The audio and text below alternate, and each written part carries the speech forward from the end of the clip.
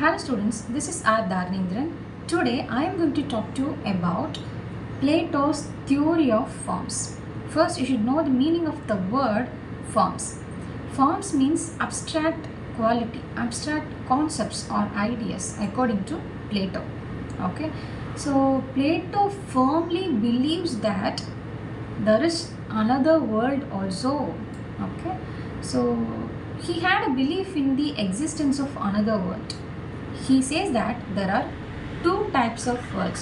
So from that you can understand on which this theory focuses. Okay, so this theory of forms, focuses on the two types of worlds.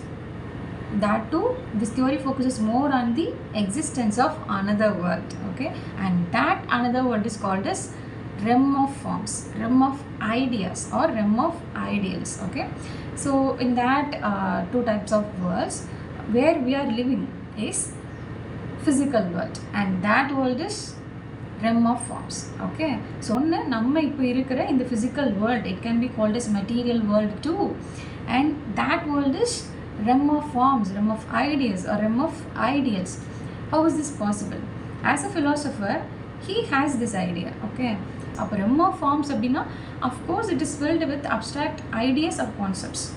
Okay, there is no physical forms, okay, in the realm of forms, but here in the physical world or material world, inge enna irukku, for all the things we have physical forms. That's why it is called as physical world. Nammala sutti the things around us are objects illaya, so it is filled with objects and that world is filled with abstract ideas or concepts. Like if I ask you to define beauty, what will you do? You will show me some objects that represents beauty, but உங்களால் என்ன பண்ண முடியாது, you can't describe it perfectly இல்லையா? அதுதான். So Plato சொல்கிற விஷயம் என்ன அப்படின்னா, இங்கே இருக்கிற ஒரு ஆப்ஜெக்ட்டுக்கும் என்ன இருக்குன்னா ரியல் திங், அந்த ஐடியல் ஒன் அப்படிங்கிறது ரெம் ஆஃப் ஃபார்ம்ஸில் இருக்குது. So this world is the copy, this world is the shadow of the real world. Okay, so according to Plato the realm of forms is the real world. Okay, the concepts and the abstract ideas are the real ones. The abstract idea are the ideal ones. நம்ம வந்து என்ன பண்ணுறோம் அப்படின்னா, with the help of our rational soul, rational part of soul. So இதுலேயும் ஒரு இன்ட்ரெஸ்டிங்கான விஷயம் வந்து பிளேட்டோ சொல்லியிருப்பார். என்னன்னு பார்த்தீங்கன்னா, ஒரு மனுஷனில் வந்து 3 types of soul இருக்குமாமா. ஒன்று வந்து ரேஷனல் சோல், செகண்ட் வந்து spirited soul, and the third one is appetite soul. Rational soul வந்து என்ன பண்ணுமா, it will try to find out the truth, and the second one, spirited soul, it will try to walk towards the passion. நம்மளோட passion என்ன, aim என்ன, அந்த மாதிரி போயிட்டுருக்கோம். And the third one, lost in final appetite soul, இதோட வேலை என்ன அப்படின்னா, நம்மளோட டிசையர்ஸ், நம்மளோட லவ், நம்மளோட எரோஸ், இது எல்லாத்தையும் ஹேண்டில் பண்ணுறது அந்த லாஸ்ட் அண்ட் ஃபைனல் சோலோட பார்ட் ஆஃப் அ சோலோட வேலை. ஸோ ஒரு சோலையே இவர் என்ன பண்ணுறாரு, he splits into 3, rational, spirited, and the last one is appetite soul. Okay, appetite soul வந்து வெறும் இரோஸ், டிசையர்ஸ் அது மட்டும் இல்லாமல் food, love for drinks, so இது எல்லாத்தையும் சேர்த்தது தான் appetite soul. இந்த வேலையெல்லாம் இது பார்த்துக்கணும்.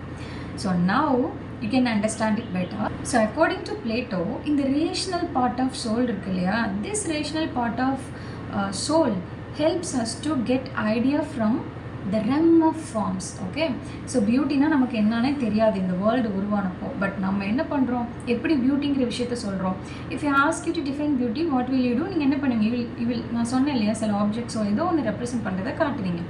For example, you may be showing அந்த மாதிரி தாஜ்மஹால் காட்டலாம், இல்லைன்னா ஏதாவது ஒரு அழகான விஷயம் எடுத்து காட்டுங்க, பியூட்டினா என்னன்னு கேட்டால். ஓகே, ஸோ பிளேட்டோ சொல்கிறது என்ன அப்படின்னா, you got this idea from the real world. So இதுக்கு தான் ரிப்பப்ளிக் புக்கில் அவர் ஒரு அனாலஜி யூஸ் பண்ணியிருப்பார், analogy of the sun. It takes place in the 6th book. Okay, 6th bookல அனாலஜி ஆஃப் த சன் அப்படிங்கிறது ஒன்று இருக்கும். அது என்னன்னா வேற ஒன்றும் கிடையாது. With the help of the sunlight, we human beings are able to understand the reality. We human beings are getting the knowledge. அந்த லைட் இருந்தால் தான் நம்மளால் டார்க்னஸ்லேருந்து வெளியில் வந்து அந்த வேர்ல்டில் என்ன இருக்குங்கிற ரியல் நாலேஜ் எடுத்துக்க முடியும் இல்லையா? Similarly, he says that அந்த rational part of a soul, நமக்குள்ளே இருக்கிற அந்த rational part of a soul வந்து REM of formsல இருக்கக்கூடிய அந்த abstract ideas-ஐ நமக்குள்ள எடுத்துக்கிறதுக்கு ஹெல்ப் பண்ணுது. With that knowledge only, we are making different objects in the physical world. Okay, like the beauty-ங்கிறது the idea we took it from the REM of forms. அங்கிருந்து நம்ம எடுத்துக்கிட்ட idea, and to represent that beauty we are making different objects. Like for example, அதான் தாஜ்மஹால் பியூட்டின்னு கேட்டால் என்ன சொல்வீங்க? தாஜ்மஹால் இல்லையா? So பியூட்டின்னு சொன்னால் you'll be showing some kind of statues. Okay, so இது எல்லாம் ரெப்ரசன்ட் பண்ணதே தவிர இது வந்து என்ன கிடையாது, ரியல் பியூட்டிஸ் கிடையாது. ரியல் பியூட்டி எங்கே இருக்குது? It is in REM of forms. Okay, and also it has no physical forms and all. Okay, so அது வந்து REM of formsங்கிற வேர்ல்டில் ஒரு கான்செப்டாக இருக்குது பியூட்டி அப்படின்றது. ஓகே, அந்த REM of the formஸில் இருக்கிற எல்லா கான்செப்ட்ஸுமே ideal ones. They will never change, and they are the perfect ones, ideal ones, they are the real ones. So and they are all the universal things. Okay, universal இருக்கும். But இங்கே இந்த physical ஃபார்மில் இருக்கக்கூடிய இந்த physical world R material வேர்ல்டில் இருக்கக்கூடிய இங்கே இருக்கிற எல்லா விஷயமே பார்த்தீங்கன்னா fake ones, or we can call it shadows. Real வேர்ல்டோட shadows. So as soon as you got the word, you might be thinking about Allegory of the Cave இல்லையா? ரிப்பப்ளிக்கில் book 7ல he talks about the Allegory of the Cave. Okay, so he gave it as an example. Actually this theory of forms was developed from this idea. Allegory of the Cave ல இருந்து தான் இந்த தியோரியை அவர் வந்து form பண்ணியிருப்பார். Let me tell you clearly. என்ன அப்படின்னா, அந்த Allegory of the Cave ஒன்று கொடுத்துருப்பாரு book 7ல ஒரு republic. Okay, next perspective it is important. Okay, book 7ல Allegory of the Cave. So there are a few prisoners chained in the cave and they are facing the wall.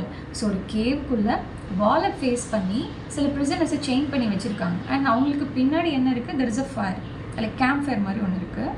So அந்த ஃபயர்லேருந்து என்ன பண்ணுறாங்கன்னா, சில persons வந்து அதை cross பண்ணி போகும்போது என்ன பண்ணுறாங்க, அவங்களோட அந்த ஷேடோஸ் அது எல்லாமே இங்கே ஆக்சுவலி இவங்களால ஈவன் அவங்களோட ஹெட்டை கூட திருப்ப முடியாது. ஓகே, அவங்களுக்கு பின்னாடி ஒரு ஃபயர், இந்த ஃபயர் கிட்ட அதை வந்து க்ராஸ் பண்ணி போகிற பீப்புள், ஆனிமல்ஸ், ஹியூமன் பீயிங்ஸ் எல்லா விஷயத்தோட ஷேடோஸும் இந்த கேவோட வாலில் விழும்.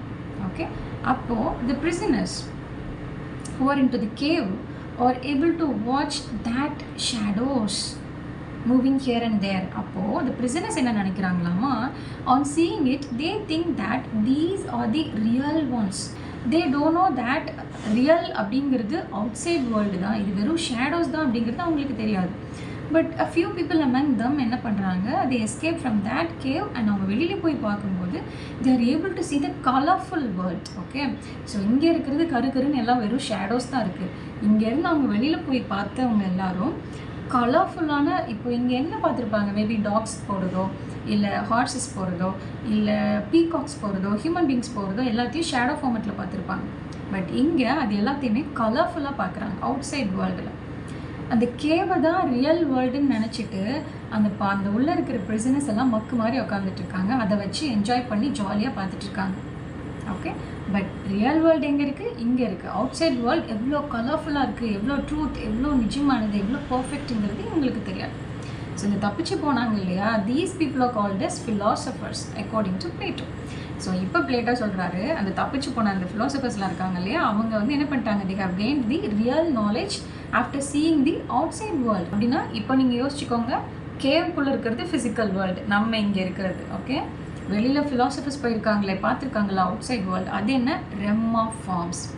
Okay, philosophers like Plato only அவங்க தான் என்ன பண்ண முடியும், they can understand the real truth, they can understand the existence of another world அப்படின்னு பிளேட்டோ சொல்கிறார், with the help of this Allegory of the Cave. Okay, so இப்போ என்ன பண்ணுவாங்க, the philosophers வந்து again they'll come back to the cave to meet the prisoners, to tell about them what happened outside world அப்படிங்கிறத சொல்ல வராங்க. இந்த prisoners என்ன பண்ணுறாங்க, டே இதெல்லாம் சொல்லாதடா, நான் இங்கே பார்த்துட்டு இருக்கிறது தான் real, they're all not shadows, இங்கே இருக்கிறது தான் ரியல் ஒன்ஸ், பாரு எவ்வளோ அழகாக இருக்குன்னு அவன் இதே ரசிச்சுட்டு இருக்கானுங்க, அதை எட்டியே பார்க்குறதில்ல. ஸோ ஃபிலாசபர்ஸ் வந்து இவங்களை திருத்த முடியாதுன்னு போயிடுறாங்க. இதுதான் அந்த Allegory of the Cave. Okay, book 7ல் இருக்கக்கூடியது. ஸோ இதுலையுமே physical world and realm of ஃபார்ம்ஸை கம்பேர் பண்ணி தான் சொல்லியிருப்பாரு. அண்ட் இந்த அலிகரி ஆஃப் தி கேவ் வந்து மெட்டஃபர் ஆன் எஜுகேஷன், ரியல் எஜுகேஷன்னா என்ன அப்படிங்கிறத ஒரு மெட்டஃபராக வச்சு சொல்லியிருப்பார். Okay, so it's come back to physical world and realm of forms. இப்போ ஃபிசிக்கல் வேர்ல்டில் இருக்கிற எல்லாமே ஆப்ஜெக்ட்ஸ். ஸோ அங்கே எல்லாமே பர்ஃபெக்ட், அங்கே எல்லாமே ஐடியல் ஒன்ஸ், அங்கே எல்லாமே சேஞ்ச் ஆகாது, யூனிவர்சல் அப்படின்னு சொல்லிட்டோம்னா இங்கே ஃபிசிக்கல் வேர்ல்டு என்னவா இருக்கும்? Definitely it will be the complete opposite to realm of forms இல்லையா? ஸோ இங்கே இருக்கிற விஷயம் என்னன்னு பார்த்தீங்கன்னா imperfect ones, shadows, not real, okay, and timeless being, timeless things. And இது வந்து என்ன ஆகாது? Constantly changing. So let me tell you example for this term constantly changing. எப்படி சேஞ்ச் ஆகும்? அங்கே இருக்கிற abstract quality, like for example we can say hearts. ஒரு ஹார்ட்ஸ்ன்னு எடுத்திங்கன்னா ஹார்ட்ஸ்னால் அது இவ்வளோ தான், இப்படி தான் இருக்குங்கிறது அது வந்து ஐடியல் ஒன், அது it will never change in the realm of forms. But in the physical world, horses எப்படி இருக்கும்? Sometimes it will be shorter, sometimes it will be larger, sometimes it will be bubbly, sometimes விஜிட்டிக்காக இருக்கலாம், sometimes குட்டியாக இருக்கலாம், sometimes with ஃபெர்ரோடு இருக்கலாம், இல்லை without ஃபெர்ராக இருக்கலாம், black கலரில் இருக்கலாம், மெரூன் கலரில் இருக்கலாம், இல்லைன்னா சம்டைம்ஸ் ஸோ டிஃப்ரெண்ட் கலர்ஸில் இருக்கலாம் ஹார்சஸ். ஓகே, இதுதான் வந்து என்ன? Constantly changing. இந்த ஹார்சஸ்க்கே இவ்வளோ சேஞ்சஸ் நடக்குது நம்ம ஃபிசிக்கல் வேர்ல்டில்.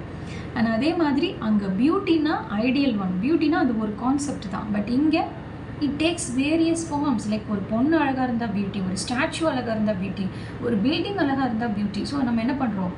சேம் அப்ஜெக்டிவ் நம்ம நிறைய விஷயத்துக்கு யூஸ் பண்ணுறோம், same quality. Okay, same abstract ideas. So இதுதான் வந்து theory of forms and the concept of dualism அப்படின்னு சொல்லலாம். பிகாஸ் ரெண்டு விஷயத்தில் அவருக்கு பிலீஃப் இருக்குது, 2 types of world, concept of dualism அப்படின்னு கூட நம்ம இதை சொல்லிக்கலாம்.